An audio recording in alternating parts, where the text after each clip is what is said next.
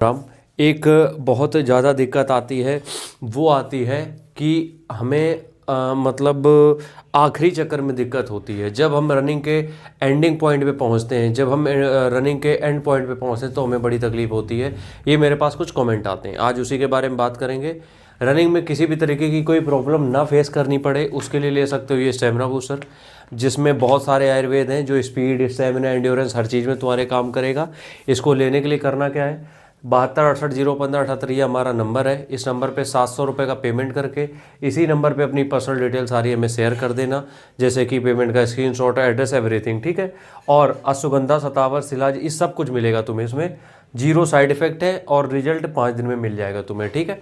हम यहाँ पे बात कर रहे हैं लास्ट राउंड की। अब देखो एक चीज़ समझो, होता ये है कि अगर तुम्हें रनिंग के मतलब टेक्निक नहीं पता है, तुम्हें ये नहीं पता है कि हमें किस पेस से आखिरी तक रनिंग ले जानी है, तुम्हें ये नहीं पता है कि हमें आखिरी तक कितने मीटर का चक्कर मार के हमें आखिरी में पहुंचना है। समझो बात को, हम एक ये सब चीज़ें हटा के डायरेक्ट कंक्लूजन पे तुम्हें समझाते हैं। जब तुम रनिंग करते हो, ठीक है, हर जगह लगभग 400 मीटर के राउंड होते हैं, ठीक है, 400 मीटर के राउंड होते हैं। कई जगह ऐसा होता है कि रोड में 2.5 किलोमीटर जाना, 2.5 किलोमीटर आना, ये हो जाता है, तो हम उसकी बात करते ही नहीं है। हम कर रहे हैं बात 400 मीटर के राउंड की, ठीक है। अब 400 मीटर के सपोज करो 12 राउंड है तुम्हारे पास, ठीक है, 12 राउंड है। अब यहाँ पे हमने इसको जो ब्रेक डाउन बताया था तुम्हें कि हमेशा 3 पार्ट में होता है, ठीक है।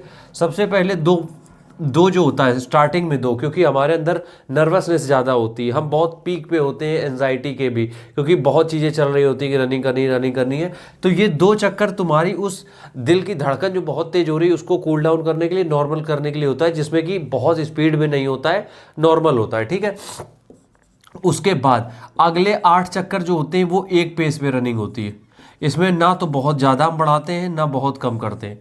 आखिरी के अगले 8 चक्कर जो होते हैं इसमें एक पेस पे रनिंग कर रहे होते हैं, मतलब रिदमिक रनिंग, ताकि हम रनिंग के एंड पॉइंट तक भी पहुँचें। ऐसा नहीं कि पैदल ही चल रहे हैं, थोड़ी पेस रखेंगे। यहाँ पे 10 चक्कर हमारे ख़त्म हो जाते हैं, ठीक है।